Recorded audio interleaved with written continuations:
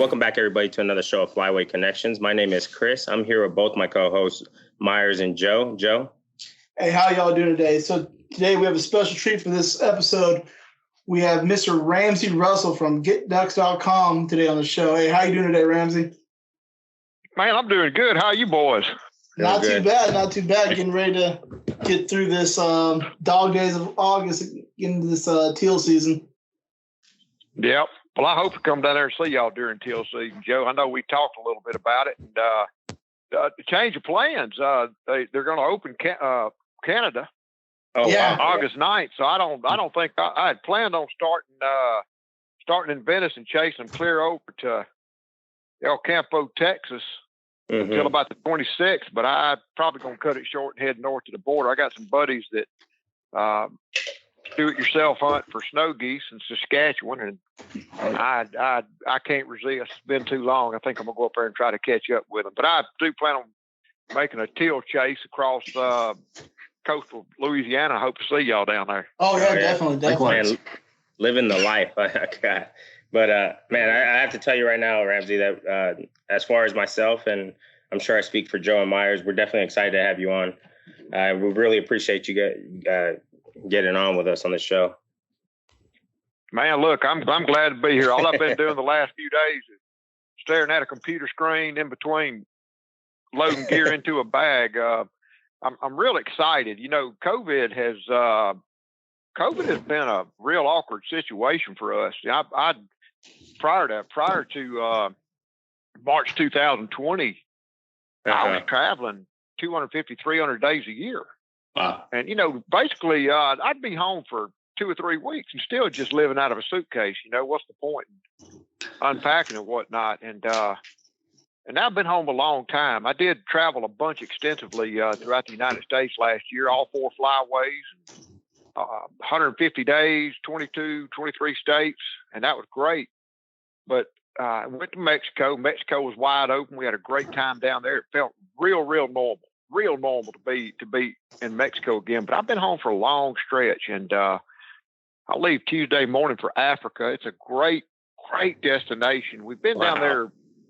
We've been down there for quite a while, but this new hunt we've got, we went in 2019 and filmed it and ground proofed it. It took 2 or 3 years to put it together. We basically threaded together a couple of outfits in 3 provinces to maximize habitats and shooting diversity and game bird opportunities. So we're shooting ducks, geese, and various and sundry game birds, doves, francolin, guinea fowl, and man, it's just a really cool hunt. And I leave on the 3rd and get back on the 23rd or 24th. And I'll be honest with you, I'm kindly fired up. It's been a long time since I was this excited to get on a plane and pack everything and go away from home for 20 or 30 days. But I'm fired up for it.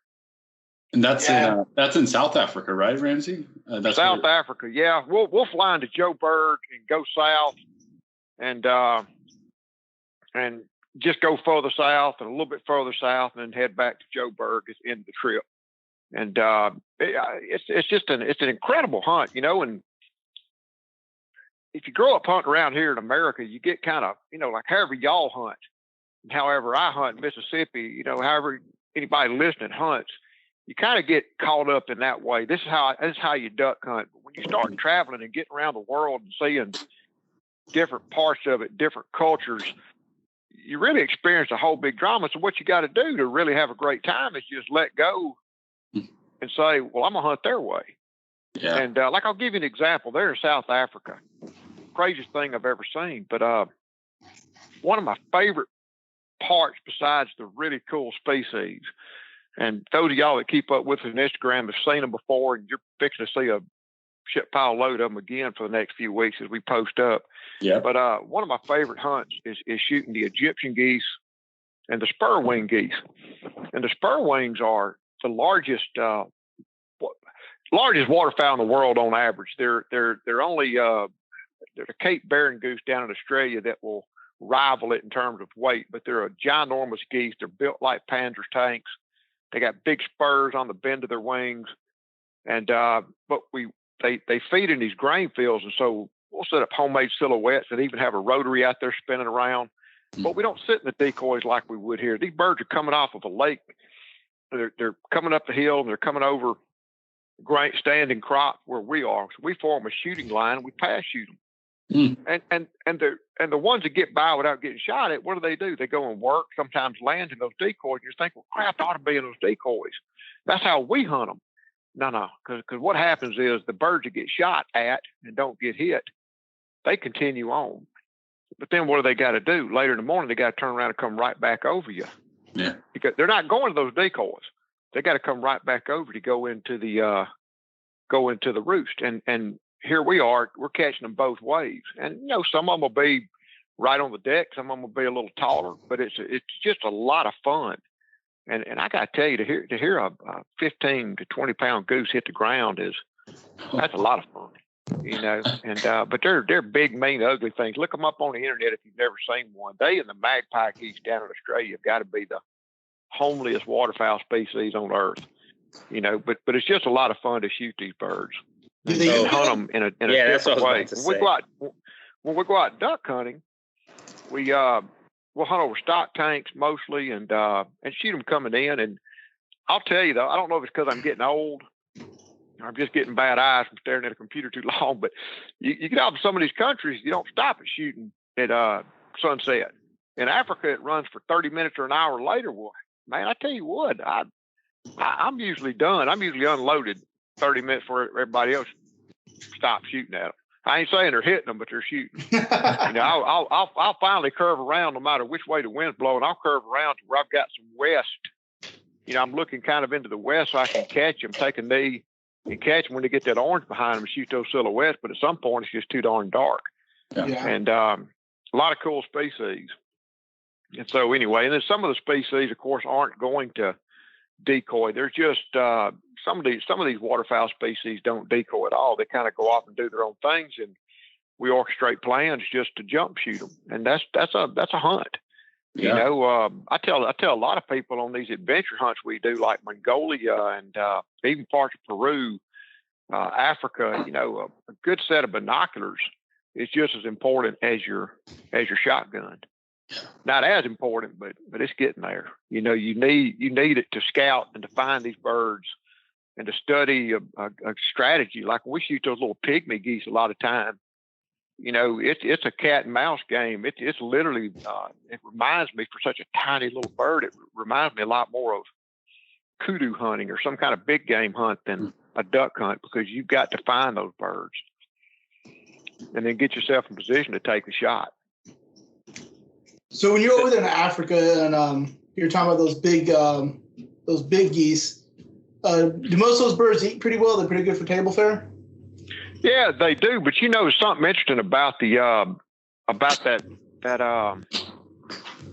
big goose we were talking about, that spur-winged goose, is, and I'm going to ask this time what they're going to do with these birds, because we typically give a lot of them away.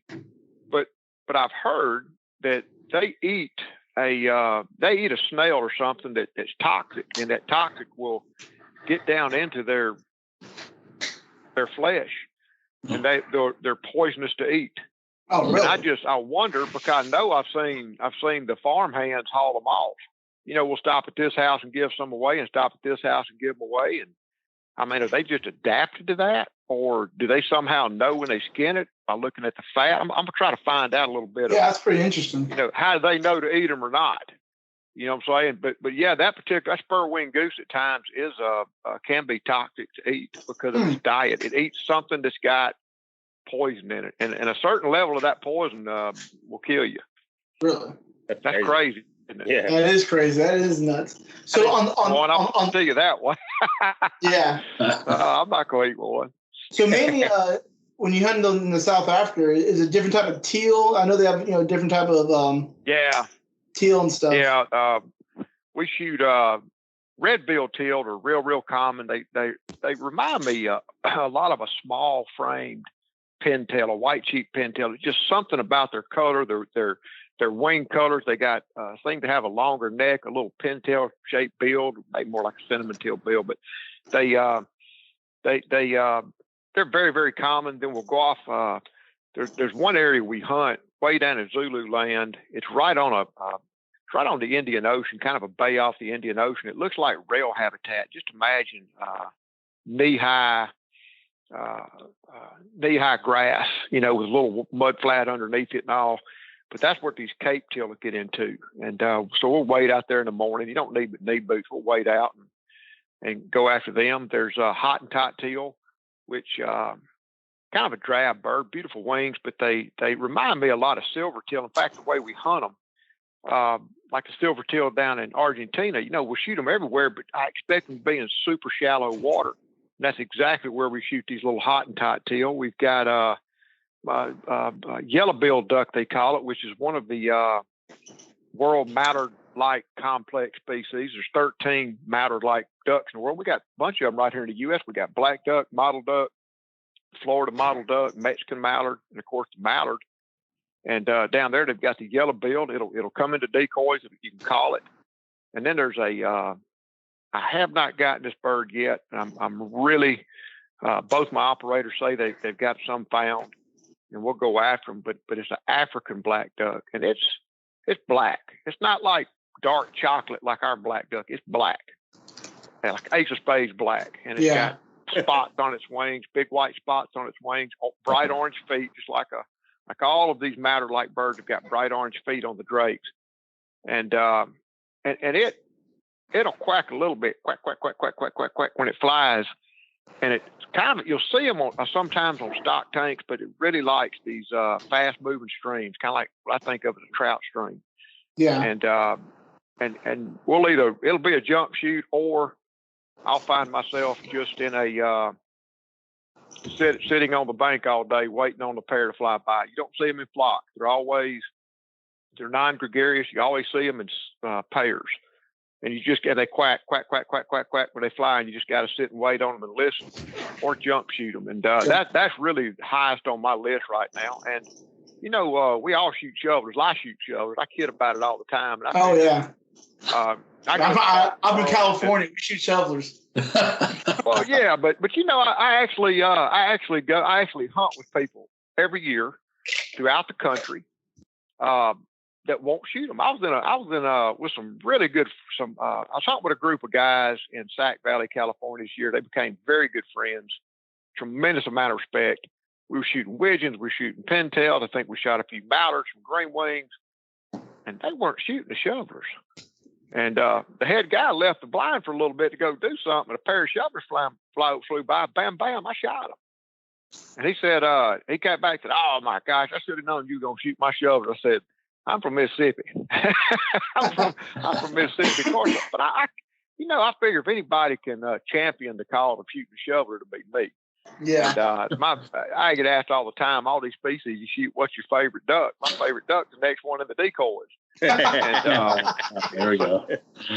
And I do talk to people. It's funny, like out of the Great Salt Lakes, there's something about that soil that naturally produces arsenic. And they actually have a eating advisory on shovelers and golden eyes and cinnamon teal. So I just don't eat, because it's something, they eat parts of the brine shrimp life cycle that ingest a lot of arsenic. So they get a lot of arsenic in them. So I try not to eat those species when I'm out there. Yeah. But I know I talk to people that sometimes shovelers can be rank. Maybe if they've been in a marsh, depending on their diet. Like I talked to a guy out in California hunting the Salton Sea, and he says, "Man, they're just nasty. They taste and smell terribly." I said, "Well, you get off of these rice fields, they're totally different. Yeah, they're eating like a mallard when they're eating a lot of rice. Yeah, I mean they're fine. They taste a lot like a blue wing teal, which they're a cousin of a blue wing. Yeah, they are. A lot of people don't know that they are. Yeah." And I've eaten tons of them, and I fed tons of shovelers to other people that didn't know the difference. It tastes like duck to me, the ones we kill. Yeah. And but anyway, but there's 4 shovelers in the world. There's a red shoveler down in South America. There's a Australasian shoveler in New Zealand and Australia. You can hunt them in New Zealand. There's a Cape shoveler in Africa, and to me, it's the most drab of them all. Similar looking wings, similar looking bill, orange feet. But other than that, it's fairly drab. Just imagine if you shot a North American shoveler with a gray head instead of a green head. You know, when they get kind of dirty gray, that's kind of what it looks like, but it's a trophy, you know, down in that part of the world. And so we'll target them too next couple of weeks. And that's crazy and insane, the topics and all the experience you have on hunting, and especially waterfowl hunting. I actually did have a question. So as far as like, I know you do a lot of hunting in different countries. I'm actually curious just because it's next door to us. I know a little bit of Canada, never hunted there. Definitely going to put that on my bucket list. I'll be up there this year, but hopefully, if not next year. But Mexico, how was that hunt down in Mexico? I love Mexico. I really do. You know, if it's 80 degrees in Mississippi, chances are we're not killing ducks. You know, that's just a fact. But man, the opportunity to go down and step outside and it be 60 degrees in the morning, 65 degrees, warm up to 85 degrees, and we're shooting good numbers of birds, more than average in Mississippi or average anywhere in the U.S. That's a day in my book, man. It's just work on a pitch and tan and drink a few cold beers after the hunt, and shoot ducks, shoot good numbers of ducks. And you know, if my life is going good and I'm just too happy and I want to get my teeth kicked in, all I have to do is post a limit 15 of pintail drakes from Mexico. Oh, nice. And social media just blows up, man. People come out of woodworks that all these greedy, rich hunters down in Mexico are why, you know, we don't have pintails in North America. And that's just not the truth. Do you know the official limit in Mexico is 15 pintail. Oh, we're going to Mexico, We abide that. We abide that. And the limit in the continental United States is 1. And I tell you what, the way dry as the Dakotas and some of these areas are, we'll be lucky to keep 1 for a while. Although Delta waterfowl is pushing for 3. Yeah. Under the current population model, they're pushing for 3, not to exceed 1 hen. If you get out to parts like Sacramento Valley, California, if you see 5,000 ducks, 4,900 of them are liable to be pintails. Yeah. Well, yeah, that's where I grew up. I grew up hunting there, and yeah. I mean, my first duck was a bull pintail. Me and my old buddy John Wells got into a rice blind out there this year, and I don't have to shoot a limit to have a good time, but around 11 o'clock, I was 1 away from a limit. And he said, "You want to go eat lunch?" I said, "No, I'm gonna stick it out for one more bird, you know, unless it takes too long." And a bald eagle flew over the back of that field. And every duck in the field got up and started flying over 25, 30 yards off the deck. Oh. And they were all pintail. So I'm watching hundreds of pintail, just looking. And mixed up with the wrong crowd with the dang old Drake shoveler right in the middle of 1,500 pintail. Bam, I killed him. And I said, all right, now we can go get a burrito for lunch. And that crazy passing up all those pintails. But what you run into in Mexico is you don't have the hunting pressure down there that we have here. You just don't have the hunting pressure. You don't have all the locals don't really hunt ducks.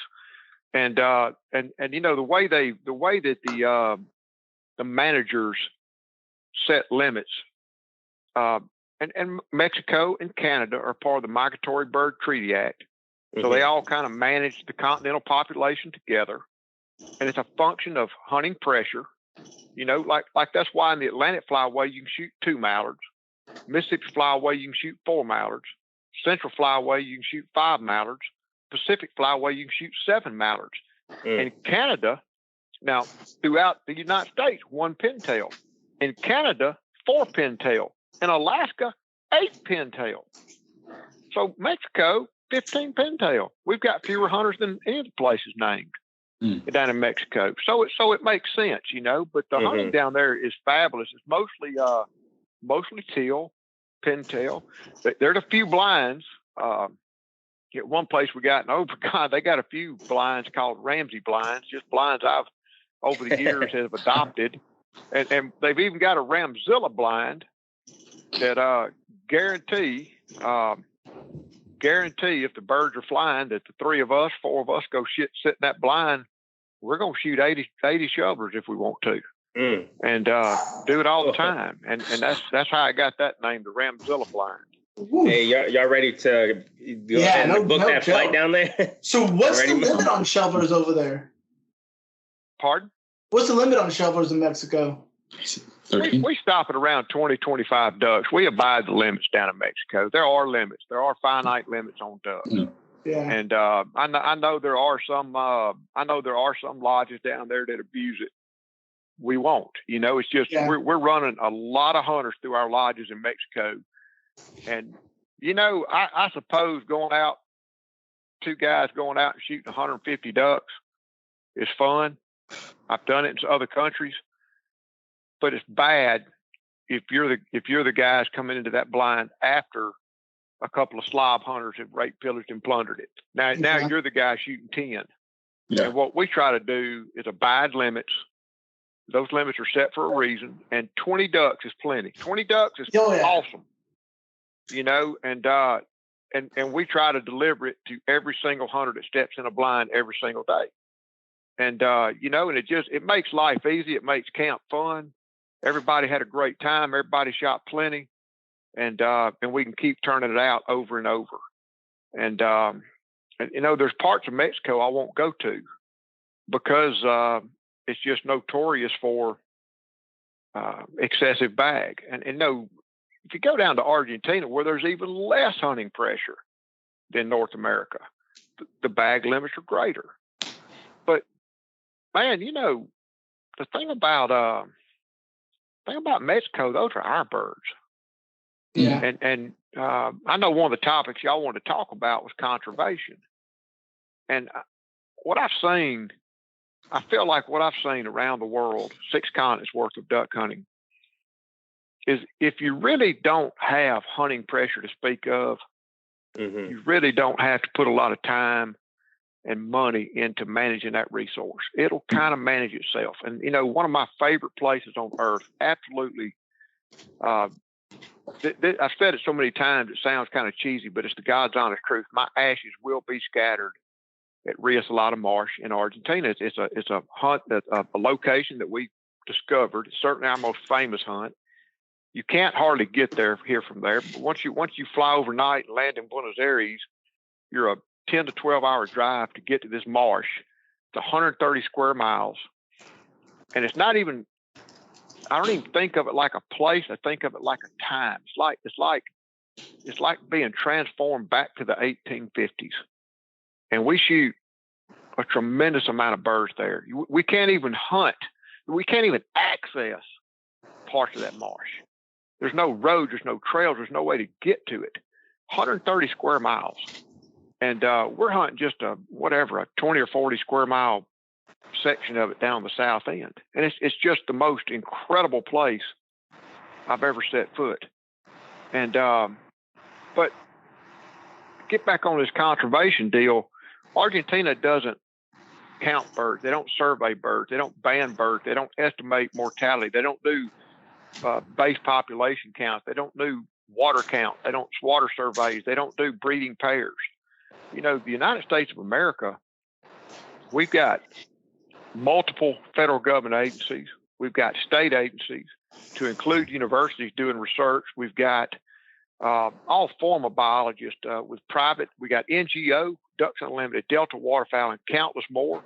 And most importantly, we've got hunters that go freaking shoulder deep into their pocket to spend money on sporting goods, which drives Pittman Robertson sales tax funds, and to contribute their time on private property or volunteer work and their money in all sundries of ways to promote waterfowl conservation. And so, man, I love to pull the trigger. I shoot lots and lots of ducks over the course of a year, traveling worldwide, traveling around.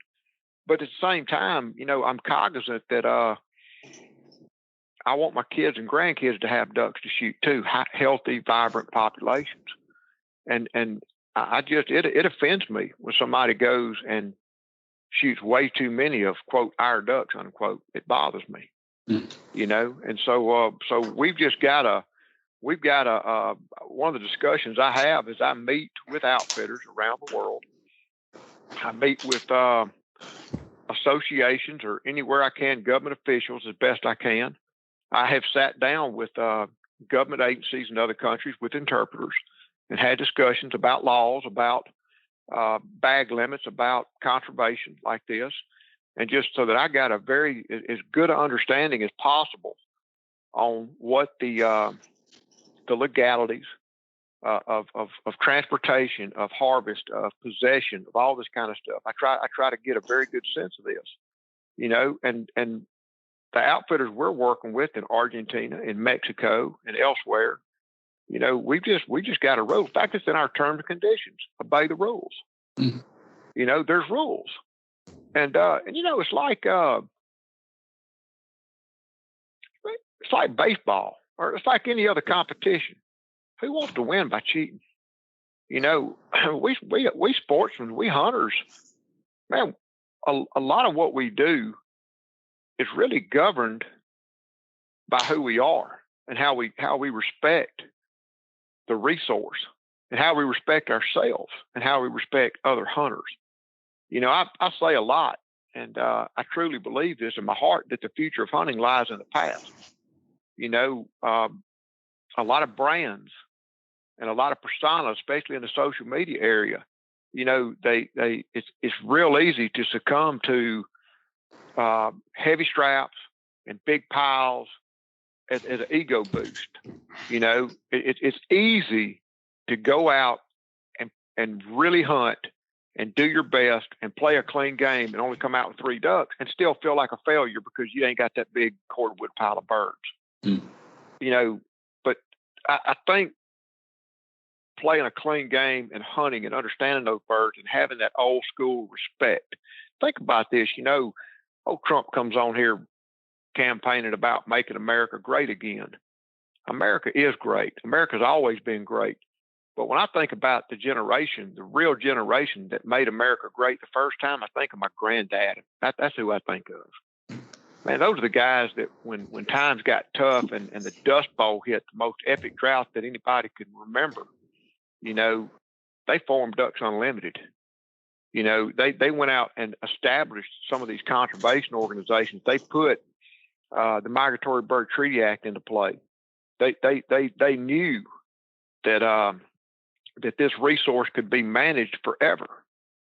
And I think that it's up to us as hunters. And I tell you, we've had on our own podcast recently, we've had a lot of biologists talking about these droughts. Man, the western half of the United States right now is in a epic drought. Yeah. The Great Salt Lake is half as dry as it was just 30 years ago at its fullest. You know what I'm saying? And when you start talking to some of these biologists that even allude to the word ecosystem collapse, the 2 crown jewels of the Pacific Flyway are the Great Salt Lakes and the Klamath Basin. Yeah. And there's some major issues going on. And if either one of those systems collapse, let alone both of them, you're looking at the death of the entire Pacific Flyway. Yeah. That's some very scary stuff going on right now. You see what I'm saying? And I feel that all of us hunters are in this thing together. We're all on the same team. We all want to shoot ducks, and we can by managing for them. You know what I'm saying? And it's a self-management thing, man. I guess I'm rambling on, but that's just kind of how I feel about it. No, that's good. Yeah, because definitely we don't talk a lot about conservation enough, and people don't realize that. Here in America, hunting's a privilege. It can go away quick with bird numbers or with anything. Man, it really is. You hit the nail on the head. Man, this is America. We all grew up watching John Wayne. Man, this is America, which is a singular, standalone country as compared to the rest of the world. I've never been anywhere that when I got home, I didn't want to kneel down and kiss the ground, thankful that I'm in the great, great country of America. Yeah. Because we have freedom, and because we have wealth, and because we contribute that money towards our natural resources, and other countries do not. But as someone that has hunted and loves to hunt Australia, predict in 10 years, duck hunting will cease to exist in Australia because of anti-hunters. A lot of your anti-hunting interest is coming out of Australia, out of the United Kingdom, out of South Africa, of all places. Or I shouldn't even say the United Kingdom. I should say the European Union. One of our most famous hunts is Netherlands. Mm-hmm. Goose hunting was banned about 20 years ago. The goose population exploded. I recently told this story on an episode. I ain't going to go into it now. We don't have time. But it culminated. We went into a country. We were hunting under depredation permits. We still do. It's not on our webpage. It's word of mouth, but enough people know about the Netherlands that they come up to us at shows and ask about it. And we still sell the hunt. But it culminated with Ramsey Russell, GetDucks.com, being shouted on the Parliament floor in Netherlands, calling for the cessation of commercial hunting by the animal party that has 2 seats in Parliament. Wow. And so it's very real. I've seen Uruguay shut down their seasons. I've heard they've started back, but that remains to be seen. But I've seen right now, one of our top hunts, Peru, just elected a communist president. Never mind the fact that 7 of the last 10 presidents have gone to prison for corruption charges. They've got a communist in charge right now that said, like all communists, like Cuba, like other communist countries, that if elected, private citizens could not own firearms. Well, there goes duck hunting. We're going down to film it in the end of August, 1st of September. And talking to my outfitter down there, he's like, well, do you still want to come? Because they say that we're going to have a season next year. It's scheduled, but with this communist in power, they could close it. And I said, yeah, I definitely, I want to come film it. Jake and I are going to go film. I want to film it more than ever. Yeah. Because if the season's open, we'll use it for promotional materials. But if it's not, and it may not be, and it's an incredible hunt. If it's not, I will have filmed it for posterity. You know, the great cinnamon teal. Everybody, that's probably the number one species people call us about are cinnamon teal. We're talking about Mexico. I can't remember a single person in 20 years that wanted to go to Mexico without coming home with cinnamon teal. You know, and they are a pretty bird. They, you know, shovelers get a bad rap for being low on the food chain. Man, cinnamon teals are their cinnamon teal are their friends in low places. They like to hang out some pretty rough. And I've eaten cinnamon teal, but don't care for them. And but anyway, they're a beautiful bird. But it's the interesting thing about cinnamon teal. Anywhere you hunt them, I've hunted them in California, I've hunted them in Peru, I've hunted them in Argentina. There's something about their life cycle. You don't ever see massive flocks. You see little family cohorts, 1s, 2s, 3s, 5s, mostly just 1s and 2s, and never many of them. And unless you go to coastal Peru, and then you see flocks, 50, 150, and the limit's 20.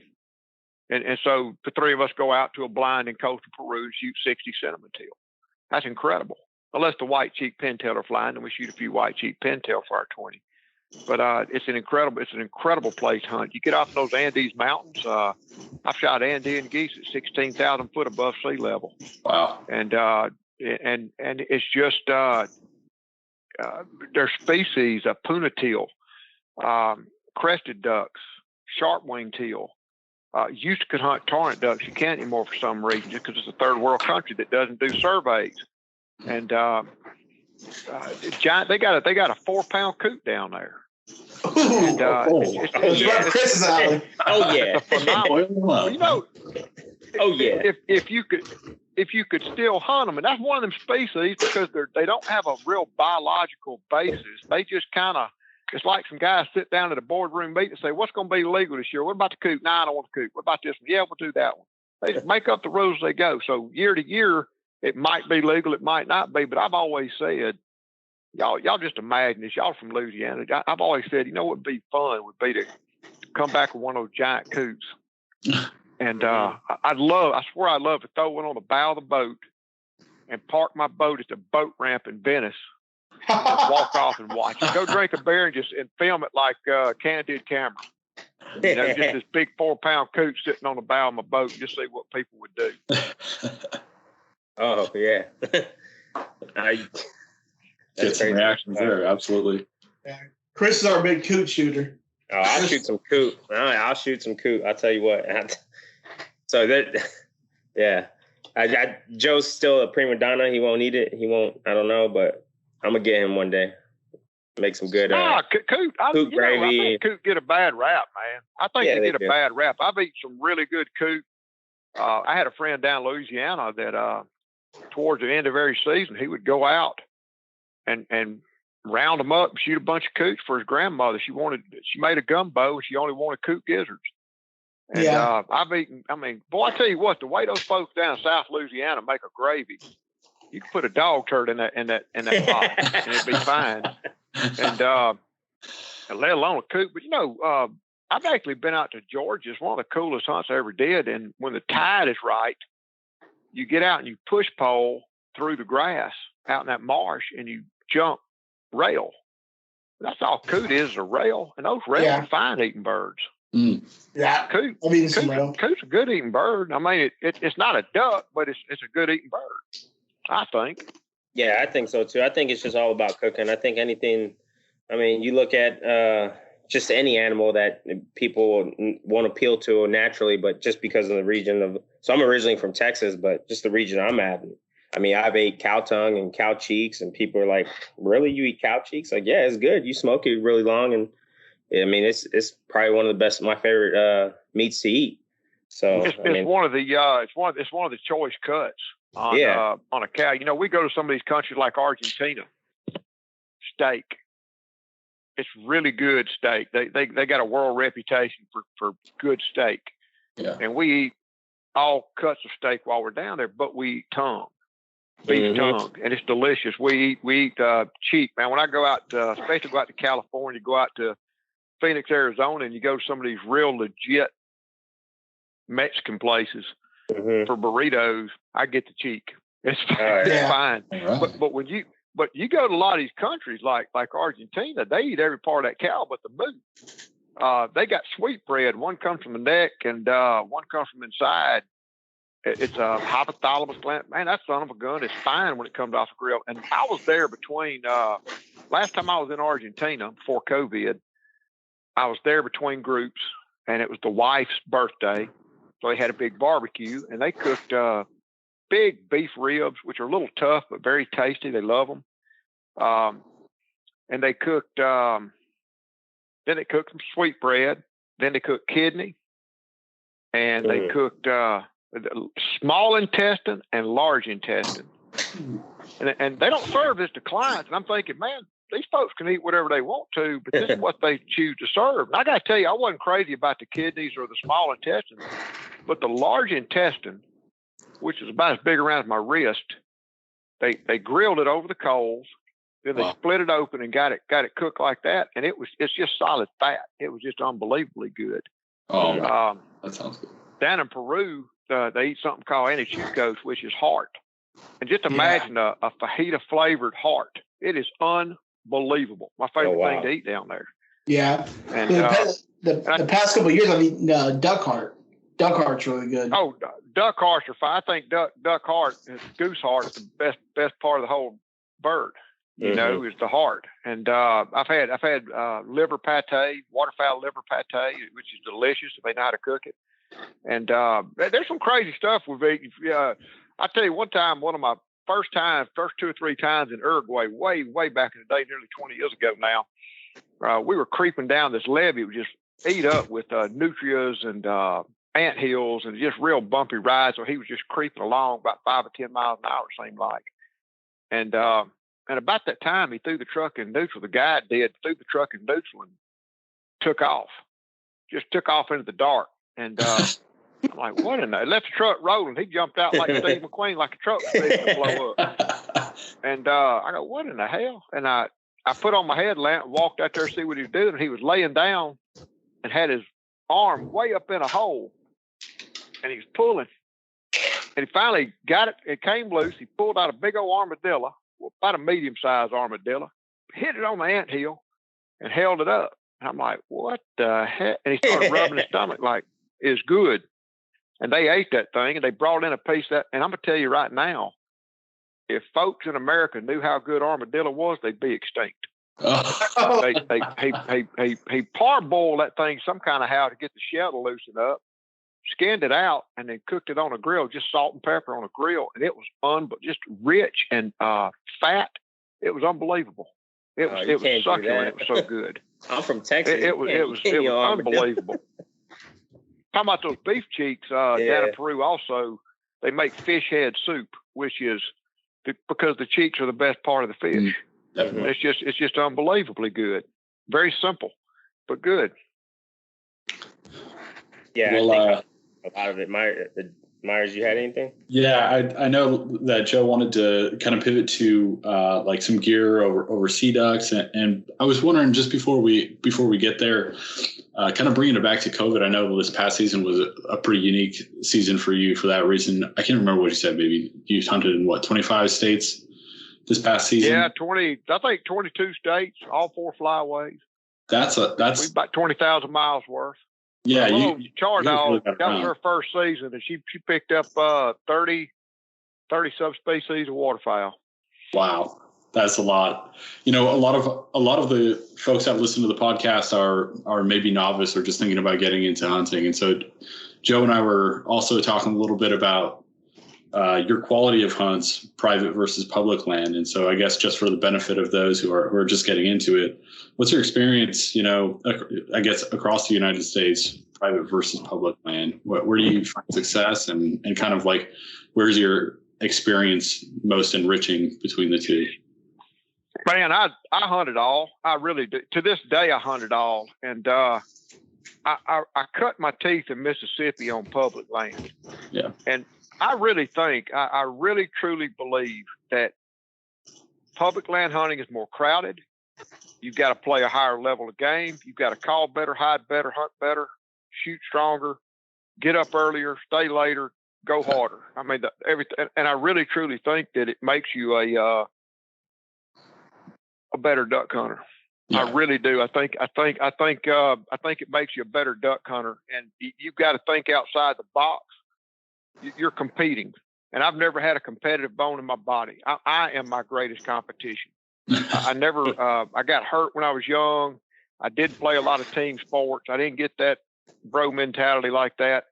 Yeah. But I've always pushed myself, but when you're out there hunting on a Mississippi public break, you got to be competitive, and everybody wailing away, everybody's calling it. Sometimes you don't call. Everybody's got out big spreads. Sometimes you got out small spreads. Sure. Sometimes everybody, I never forget there was a WMA in South Delta, Mississippi. We hunted back in the day when it just kind of opened up. I was involved with some research going on into it opening up, and it's like the big body of water out there. Everybody did the same thing. They hunted the edges of this massive body of water out in this bean field, and every 200 yards or 100 yards with a little cane blind with 2 guys and a dozen decoys. You had to carry it all out there. We lost a boat, had about 2 inches of freeboard with 3 of us, and every decoy we could beg, bar, and steal. We put out decoys for 35 or 40 minutes. And we could hear people hooting and hollering at us. "Oh, you dumbasses!" We put out 200-300 decoys, and they all hooted and hollered and laughed until them ducks started coming back in, buddy. And then they sat there and watched us all limit while they sat there and didn't fire a shot. You got to play a higher level of game. I think it makes you better. And I find no shame in hunting public land. I tell people all the time. I have been in Pakistan and had people ask about Arkansas flooded green timber hunting. Yeah. And truly, there are some very, very to die for places on private land. But a lot of what people think of when they think of Arkansas green timber hunting is public land hunting. That's where a lot of those TV shows are filmed, on public land. Sure. The river's got to be right. The water's got to be right. You got to know what you're doing. You got to get in there and fight it out. But it's rewarding to do so. And I was hunting some land out in California this year.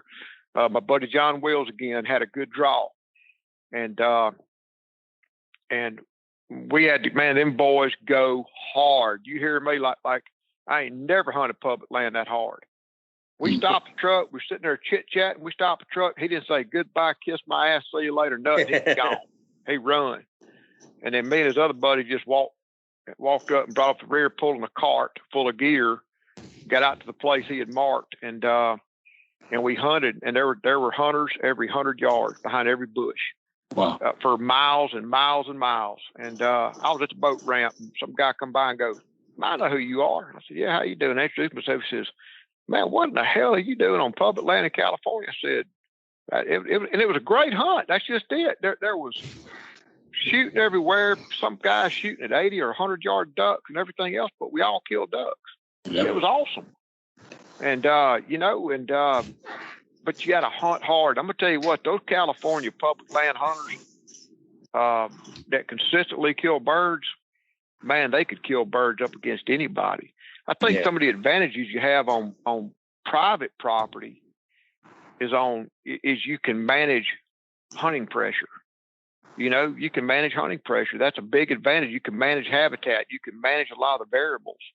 And there's a lot to be said for that, but it's beyond the financial grasp of a lot of people, and but I hunt traveling like I did last year.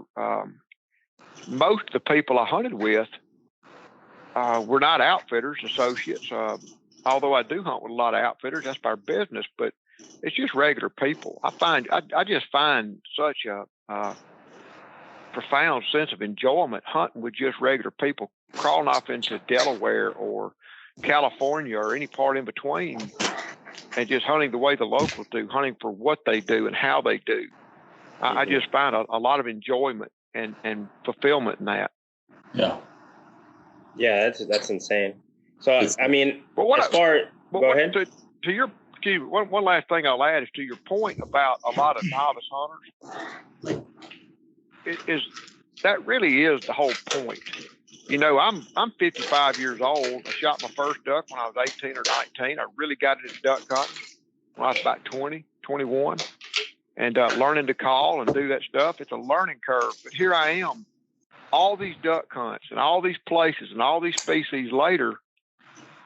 And every time I walk into a camp or sit in a blind with somebody else, I'm always learning a new technique, a new way of doing things, a new way of looking at things. Now let me just, I've shot geese at 16,000 foot above sea level. I've shot it at 400 foot below sea level. I've shot it on a boat. I've shot them on a speedboat in Russia, jumping over 4-foot waves. I've shot them at night. I've shot them by spotlight. I've shot them over bait, live decoys, live e-collars. Every time I think I've seen and done it all in duck hunting, I step into a blind in Louisiana, and I learn something different. I step into a blind in California, and I learn something different. And that's the whole. If you ever get so good that you ain't got to learn nothing, go play golf. That's the whole purpose. Whether you're in life, or you're working through a career, or you're building a business, or you're duck hunting, or you're learning to play baseball, whatever it is, there's never a top of the mountain. Yeah. It's always the climb. That's the important thing. It's the climb. It's the step. It's like I was in China. We were going to Mongolia to hunt, and a buddy and I decided we were going to stop over in China. China built this great big old China wall, wall of China, to keep the warm Mongols out. So we figured that'd be a great context. And we walked all over China. Good Lord, that did. And I realized one thing very important. I don't like real Chinese food. I like American Chinese food. I don't like real Chinese food. The first dish I ate over there in China tasted like stink bait. Remember old dark stink bait? It tasted like it smelled, and it didn't get no better. Thank God I found Peking duck. I ate it for 4 nights. But we go to the Wall of China on the last day, and I just thought it was going to be mostly like a sidewalk, the top of a wall, just smooth. Hell no, it was all stairs. And it was built thousands of years ago, so it could be a 6-inch step followed by a 3-foot step, followed by a 2-foot. It was all uneven, like climbing a mountain. Okay. I looked up that daggum thing, and I said, well, how far are we going? She said, up to the top. And I looked up, and about a half mile up towards, as far as I could see, was a guard station. I go to that guard station. She goes, "Oh no, there's 4 guard stations past it." Man, we climbed and we climbed and we climbed and we climbed and we climbed. Well, we still weren't at the top. You follow what I'm saying? There's no top to it. You just keep on going, but it was enjoyable. Yeah. And that's the whole point. No matter what aspect, so especially in duck hunting, if as you get better, you start to handicap yourself. You get into small bores, you get into hand-carved decoys, you get into making your own duck call or using different duck calls or perfecting the art, reading the ducks, knowing the ducks. And the one thing that I enjoy about it is I ain't even got the mallard ducks completely figured out yet, but then you go start hunting all these other species worldwide that they don't play by mallard rules. They never read the mallard rule book. They play by their own rules. And it's fun getting off into, I've killed a lot of bird species and subspecies, but I'm not a collector. It's where those birds take you. That's what I get into, that experience of figuring them out, getting into their element and seeing, watching them through binoculars and seeing what this bird is, and then figuring out a way to hunt him. That's the whole point to me. And I think that is the whole point to duck hunting, Yep. I like that. That's kind of what I suspected anyhow. I'm actually out here in Central Texas and Joe's out there in Louisiana, but I've been hunting the Texas coast down here the past few years and here in Central Texas as well. And then I lived up in Oregon for a year, so I was hunting near the Klamath Basin and did some coast ducks out in Oregon as well. And I think you're right. And all of that has been on public land, and so much of the experience is really just the chase and learning the birds. And of course, they behave so differently wherever you are. So definitely appreciate all that. It's super good. I would tell everybody to travel as much as you can. You don't have to go halfway across the world. I mean, one of the things I realized as I started to travel extensively was, as compared to these other countries, is what a rich and varied tradition we Americans have in duck hunting. Yeah. Number one, we've elevated every aspect of it to art form. We've got the calls, we've got the guns, we've got the ammo, we've got the camo, we've got the mud motors. Everything has been elevated. We've got the mentality. The Australia very closely mimics America, but it's different. It's not quite America. America, especially in the Deep South, has a very, very strong culture of duck hunting. But from coast to coast, north to south, there's a long-standing and passionate history for duck hunting. And I realized, because I could not go to Argentina, I could not go to Azerbaijan, I could not go a lot of these places last duck season that I'm used to going with clients, that there was a lot of America I hadn't seen. I had hunted 35 or 36 states for ducks, and I said, I want to hunt all of them. Can't hunt ducks in Hawaii. I'm gonna hunt all 49. And that's what compelled me last year to step off and start traveling. And I was traveling with just regular folks, just folks I meet in social media, folks that, clients or whatever, just folks I meet along the way, and really got to see it. And I'm hope to finish it. I'm 8 states away, and I hope to finish it this year or next. It's a drought, so I don't know if I'll make it to Oregon and Nevada this year, but hopefully I will. And the rest is all up on the eastern seaboard, mostly for ducks. And so I've got an ambitious schedule, but there's so much to see, and besides you look at the different species, you've got the sea ducks, you've got the divers, you've got the dabblers. Well, then within each region, how people hunt them, the cadence of the calls, the type of the calls, the type of the setups, it's really not universal like you think. Not everybody blows the same call or uses the same setup, right, or the same decoys or hunts them the same way. It's all different. You hunt them by foot, you hunt them by boat, you hunt them by P-row, you hunt them by mud motor. It's all these different ways. You hunt them by permanent blinds. You hunt them like I grew up hunting, standing, crotch deep in the button willows. It's all these different ways to do it. It's shallow habitat, deep habitat. It's very, very complex and just a lot of depth to it. And I eat it up, man. I just really, I like to see how people do it differently, you know. And you believe I collect decoys? A lot of my clients collect very nice decoys. I don't collect nice decoys. It's like one of my favorite decoys right now is over in Azerbaijan. They market hunt still. They got little P-rows, you know, raw lumber P-rows that they caulk every morning with mud. They push pole out to the marsh and they call with their mouths and shoot these birds. And we were push poling out one day, and I saw a bunch of looked like decoys brushed up in the weeds. And I tried to motion to the guy to go swing by and let me get one. He waved me on like, nah.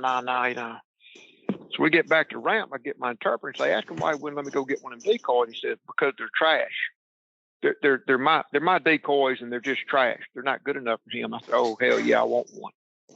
You know, and so we went back out, and it's like he had gone by. It's like they had gone by a building site, you know, and he got like some. I've never opened it up, but it feels like panel insulation, and he wrapped it with black visqueen, and he used like copper filament to wrap it, like twine wrapped around, just kind of hold the plastic on there. And got a little short piece of rope with a spark plug as a weight, and it has bullet holes in it from where they shot ducks in the decoys and peppered them with. And I'm thinking, man, that is a cheap homemade rendition of a plastic bottle. And they killed, and they're not just killing ducks for sport; they're killing ducks to feed their families and to sell to make money. But it's just a very simple decoy, and so that's the kind of stuff that I really like. You know, it doesn't have to be complicated. We tend to overcomplicate things. And really and truly in duck hunting, to get back to those new guys listening, I met a very young man. He just graduated high school. We were in Utah, which was an amazing hunt. And he said, well, yeah, you know, I hunt mule deer and I hunt elk with my daddy, but duck hunting's too expensive. I go, what do you mean it's too expensive? He goes, man, it's just, he started adding up, you know, the $1,800 shotgun, the $600 jacket, the mud motor. I mean, top of the line, go through the magazine and pick out everything the best that's being advertised. Yeah, I guess it would cost you $6,000 to $10,000 to get into duck hunting, but it doesn't have to. Yeah. You know, I told Jake Latondras, I said, one day I want to go out in Mississippi and I want to film killing ducks over black pop bottles. You know, to show people you don't have to be this way. It doesn't have to be a $200 a dozen, fully flocked, fuzzy decoy. Right. Yeah, it doesn't have to be. And I think stick to the fundamentals kill ducks. Yeah, not the gimmicks. The fundamentals kill ducks. Perfect the fundamentals, and then as your budget allows, get more into the decorative stuff. You know. Yeah, and we've actually talked about that in previous shows, and I'm glad you brought that up. And that it's crazy because I'm actually new to waterfowl. I actually thought the same exact thing. I thought, man, waterfowl is just too expensive. You got to buy calls. And when you go to Cabela's, they don't. I mean, I don't. I'm sure they have the cheap $20, $30 calls, but they have all the cased ones, R&T calls and stuff. They're $200, $180, $150 calls, and you're like, I grew up big game hunting, and it's just stuff that I already had, and it's like. But now that I got into it, we've had Dale from Bayou Beast, where he basically doesn't spend anything. He makes his decoys off Cypress Street, where he carves his own decoys. A shotgun that he's had for, I think it was his grandfather's or his father's or something. And some of these shotguns, people think they have to go buy a Super Black Eagle 3, and you really don't. Anything I like that goes Super Black Eagle 3. Don't get me wrong. But anything that goes bang. But I still shoot them with a Model 12. I've got we did a film. It's on YouTube. My grandmother gave me a shotgun. She lived in the house she was born in. There's this massive attic up there. Boy, American pickers would have had a field day. And one day when I was 15 years old, she brought out this long sack. She handed it to me. She said, I don't know whose this was, but I want you to have it. And it was a 1878 Colt hammer gun. And I took it a couple of years ago and got it worked on. It needed a new firing pin. One of the springs had broken. One of the hammer springs had broken. And it had bad bores. It was Damascus barrels, had bass bores. And I got it bored out, put some 20 gauge sleeves in it so I could shoot legal shot, and had Boss shot shells load me up some real low recoil. Probably Brandon said they were probably 1,100 feet per second shells with just 7/8 or a half ounce of Boss sixes, just very, very, very low going. And one of my very good friends, Jim Cruz, and I, every year we get together for a cork decoy hunt. I've got some old cork decoys. I'm not a decoy carver. They look kind of like ducks, and they work. And I've killed many ducks over them. And he brings some of his, and we put them out. Now, Jim's the kind of guy, he's been hunting this duck call for 50 years, and his daddy, who just passed, God rest his soul, was well up in his 80s, and Jim grew up hunting with those men. And so when you hunt with Jim, when we're not hunting over corks, it's really no telling what kind of decoy he's going to throw out there. I remember 2 or 3 years ago, he threw some decoys out. Looked like they'd been laying under a boat for 100 years. Plastic, horrible looking, low, squatty, just crude. I go, well, what kind of decoys are these? And I can't remember what he said, but they were the first model of plastic decoys ever invented. And they looked horrible compared to what you might buy today. And we just socked the ducks over them things. You know, it's floating. It's a pattern. You're in the right place. You hide, you call when they need to call, and you hunt. Stick to the fundamentals, and everything else fall together. Sure. I have literally killed ducks over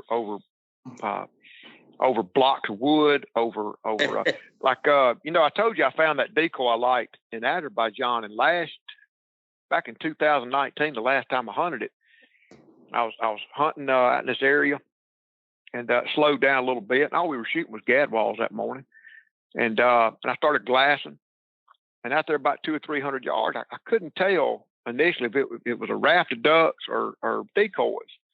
But I decided after watching it 5 to 10 minutes, it was just decoys. I said, well, it might be some more of them cool decoys. So I walked down there. The hunt was kind of over, so I walked down to look at them. And I was kind of walking on the shore, you know, where wasn't any water, kind of walking up on the shallow water side, walking to it, 'cause I could walk quicker. And so I got to the blind, which is just a clump of bushes. And there it was just littered with shotgun shells, fresh shotgun shells. So they'd been shooting ducks there.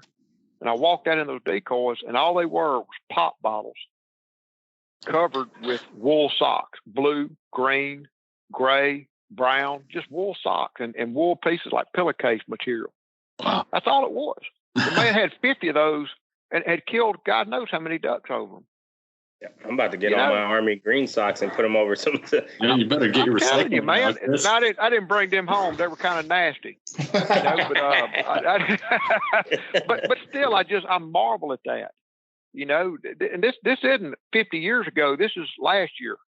These guys are still killing ducks, and there's a lot of hunting pressure in Azerbaijan. Look, when you get into a culture, like, you know, when the ducks are in, because on the drive back from the hole, from the spot into town, there'll be these little kiosks on the side of the road, and you see fresh ducks hanging. People are like selling boiled peanuts in the deep south on the side of the highway. They're selling fresh ducks. Mm-hmm. And when you see a lot of them shops going, a lot of them ducks hanging, you know there's a lot of ducks in the marsh. There's a lot of hunting pressure. You know, you'll be out there at 3 a.m, pitch black dark, hearing shots go off. I don't know how them guys can see to shoot, but they can. And they're shooting ducks 24/7. And it's not an easy hunt, but it's a good hunt. Mm. And, you know, so anyway, and they're killing them over, like I say, homemade decoys. There's a lot of, and you know, I'll tell you what, there's a lot of satisfaction until you take a block of wood like Dale does, and he takes cypress root, not the knees, but the root, because it's super light and it floats good. I've seen them. Or take some cork, and until you shape that into a duck yourself, mm-hmm, and kill a duck over your own decoys, buddy, you want to talk about a level of connection to the sport. That's something else. It takes it to a whole new level. That is cool.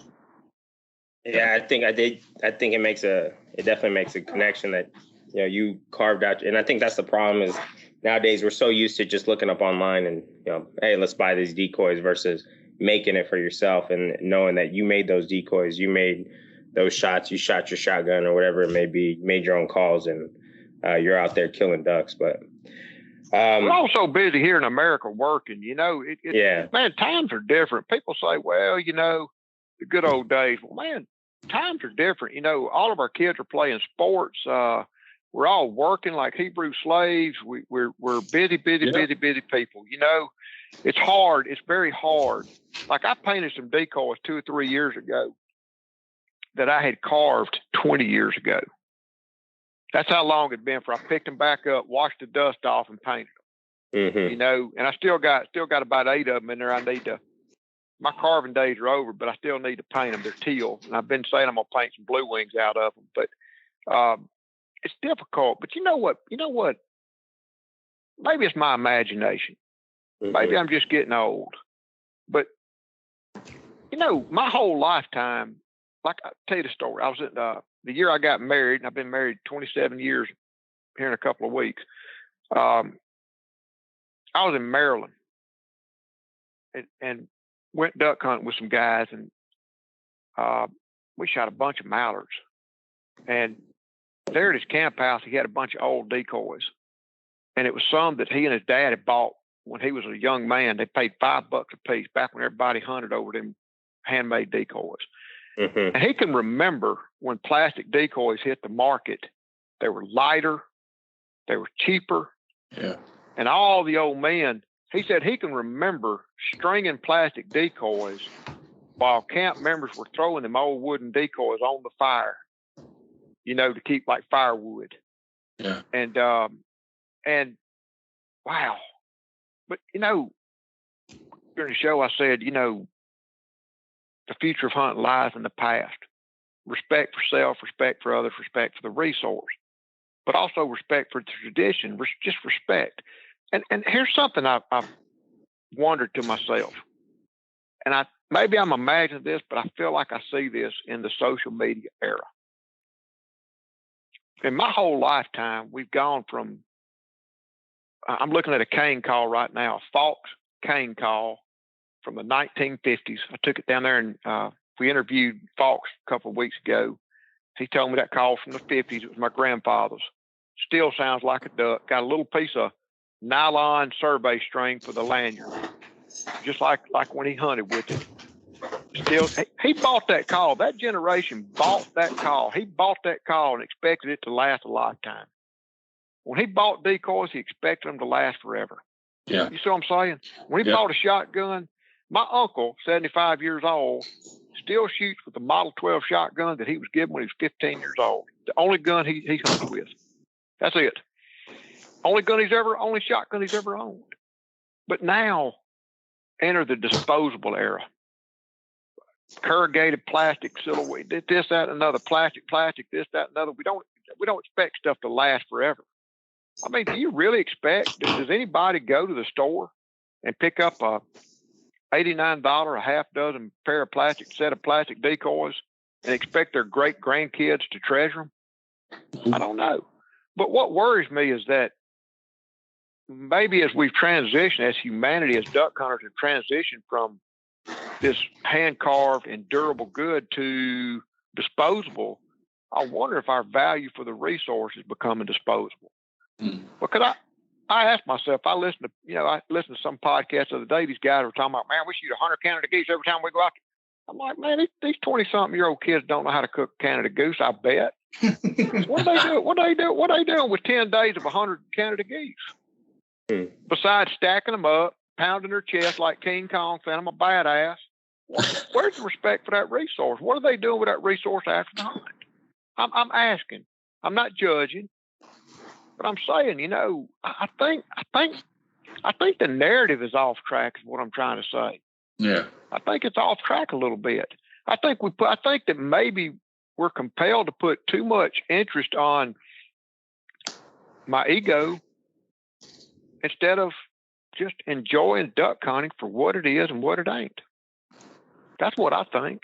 I asked my 75-year-old uncle, I interviewed him around Father's Day because it's been too long. It's been 20-something years, longer since the mid-'80s since I heard my grandfather. All the most stories he told me. And I knew my uncle would know. So I called him up. Sure enough, he did. So I went over there and recorded him. And And I asked him, how many ducks y'all kill? I mean, what, he don't remember what the limits were. He don't remember he don't remember nothing. You know what he remembers? The time he fell in. He remembers the one time he remembers that my granddad missed a duck. That's what he remembers. He remembers the meals. He remembers the good times. He remembers the people. He remembers the dogs. All these years later, he don't remember the straps. He don't remember the numbers. He don't remember the limit days. He don't remember none of that. Yeah, that's kind of an interesting perspective. Yeah, I mean, so for me, I mean, I grew up hunting since I'm a fourth generation waterfowl from the Sac Valley, California. You know, hunted up in the Butte Sink and all that, and you know, it's interesting you said that. You look at social media and piles make smiles and all that. And I have two young boys that are, I mean, they're obsessed with it. I mean, you can ask both these gentlemen here that hunted with my boys, and I mean, they're in it. They're obsessed with it. Waterfowl hunting is what they live for. And you look at social media and the way our grandfathers hunted, my great-grandfather hunted, and all that. If you just base it off, for newer hunters, if you just base it off of social media, what you see on YouTube, which there's nothing wrong with social media, YouTube, I think is doing wonderful things for the industry. But that's all, some of that stuff's a facade. I mean, I've seen plenty of, guides, I'll never mention names on here, that they keep ducks in the freezer just for taking pictures at the end of the day. That's unbelievable.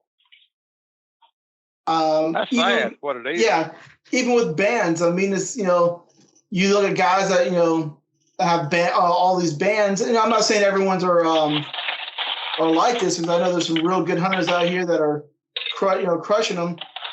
But you can go on YouTube, not YouTube, Amazon or eBay, and buy bands to put on your lanyard, just for the show of it.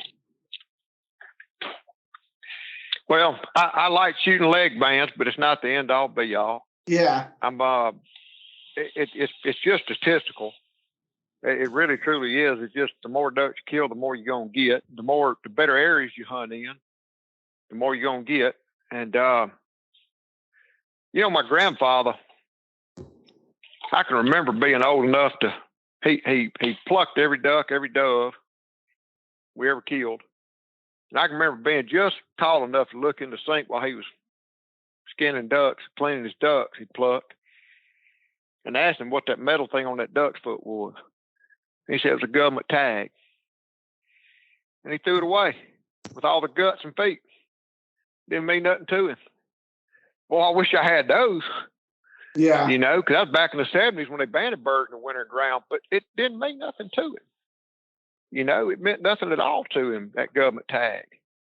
And but now it's a thing, and I used to even have a T-shirt, still got a few around, that said "Happiness is a heavy strap." Because let's admit it, man, hey, none of us out there watch the sunrise.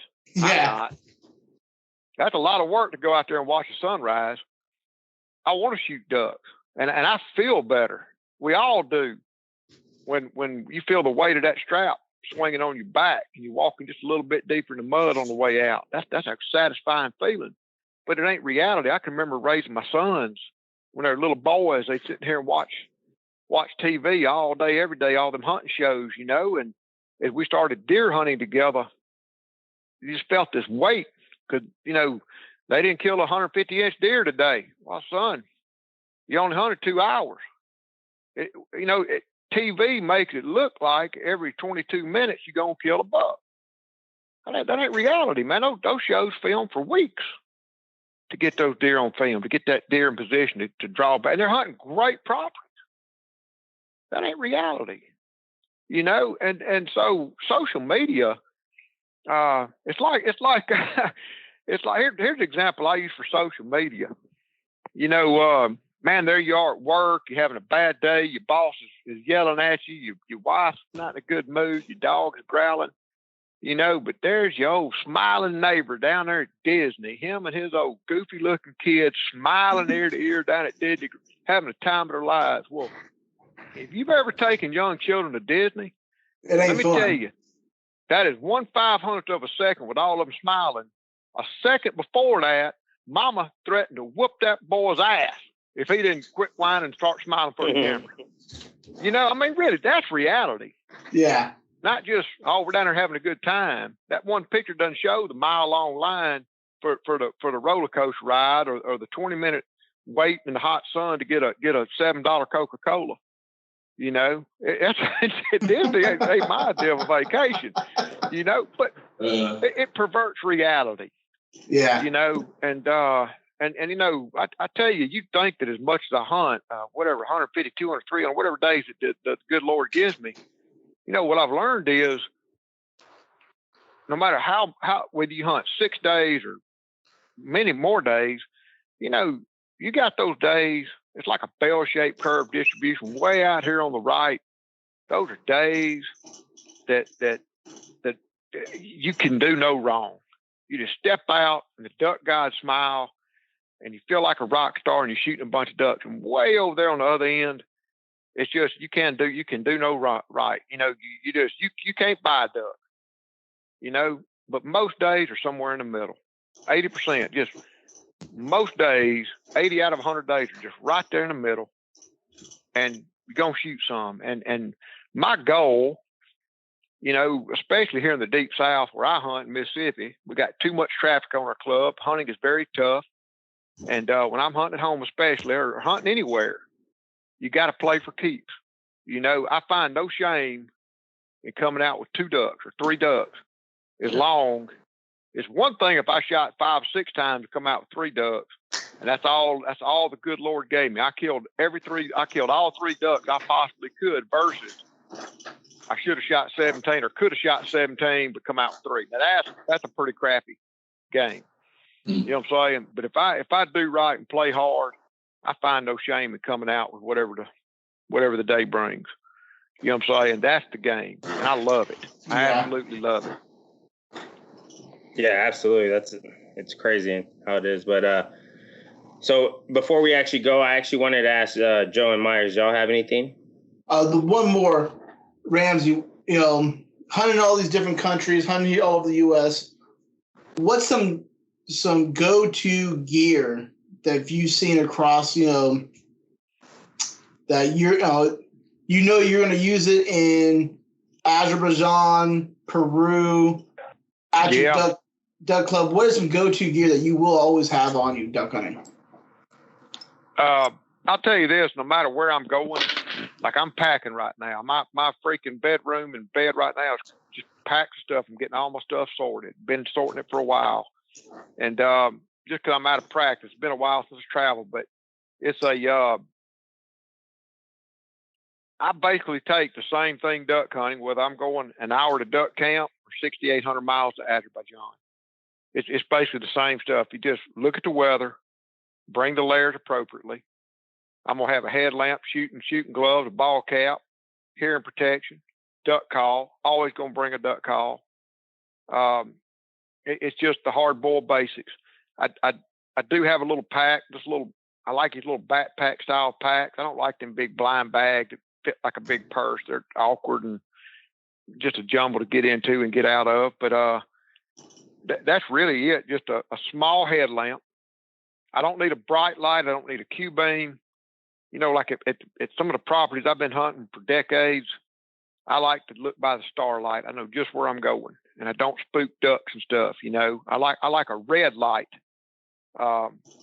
We collaborated with David Mastis that owns the Finisher. He and I have collaborated on a new headlamp.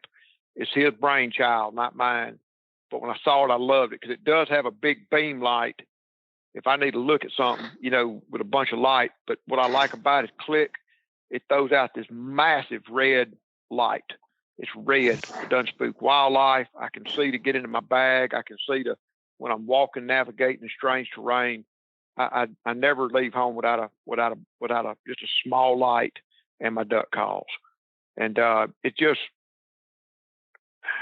that's just it. I mean, chokes. I've just got the same thing in my bag every time I leave. Whether I'm hunting an hour or away, it's just the hard boiled basics. You know, just the same thing over and over again. And I pack light. You know, you don't really need a change of clothes every day. Man, I go weeks sometimes every 3 washings. And but the ducks don't mind, my dog don't mind, you know. Yep. I think you said 2 things there. I was wondering, just real quick, chokes. Is there one that you prefer right now over the other? Yeah, I've been shooting ball shot shells for 3 or 4 years. I love them. I absolutely love them. I shot a lot of ducks with steel shot, but now I don't have to shoot steel shot. You know, steel shot was a 30-year nightmare because I grew up shooting lead. And you know, I was telling the story one time. My granddad's guns, my dad's guns, my guns, they all had 2 and 3/4 inch chambers because we all shot low brass lead. And along comes steel shot. In fact, I've got an old 70s era Remington 1100. My grandfather gave me his. It was a 12 gauge, and I retired that 20 he'd given me.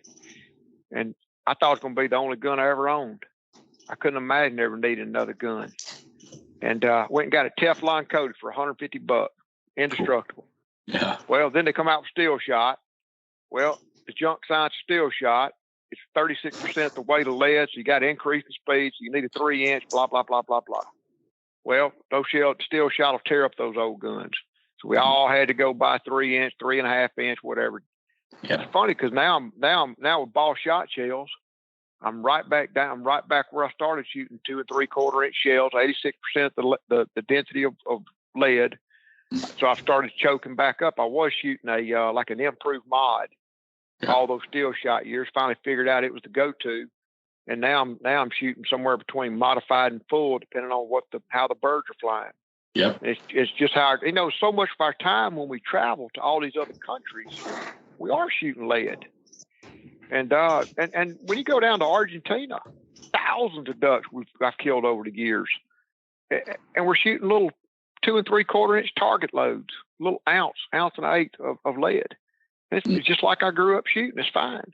Yeah. You get it choked right, and so that's really where I'm at. I bring a 3-pack of chokes with me, a modified, improved mod, and extra full. And that extra full don't come out unless it's a real tough day. And, you know, real windy or real tall birds or something like that, you know. And the pass shooting, like I think I've got it packed for Africa because I feel like those big spur wing geese sometimes when they're coming over, they might be out there 40, 50 yards, and it's a big Panzer tank in the air. Yeah. I feel like I may want to dial in and ring his bell real good. Makes sense. And I'm actually bringing some ball shot shells over there I like taking those shells. I've taken them to Mexico. I've taken them to Argentina. I've taken them to Azerbaijan, where they shoot lead. And every time I've taken those shells, broken them out, and shot birds with them, they look at me and they want to see that shell because they can tell it's hitting those birds hard. Yeah. And, you know, so I like to do like an apple to apples comparison, shooting that against lead just to see how it compares. And, you know, I shoot the Super Black Eagle 3. I really do like Benelli. I've shot it since the first Heckler Koch model hit the streets in America. Yeah. And I really do like the little M2, the M1. Somebody asked me the other day, said, well, you don't ever shoot 3.5 inch. Why do you shoot the Super Black Eagle 3? And I said, well, it's got a longer receiver. It's got a longer receiver. So it's got a longer total. It's the closest I can get. The older I get, the longer I like my sight plane. Gotcha. And I would say that it feels, it's a 28 inch barrel, but it feels a lot like a 30 inch. Yeah. Because that's why I like that extra length.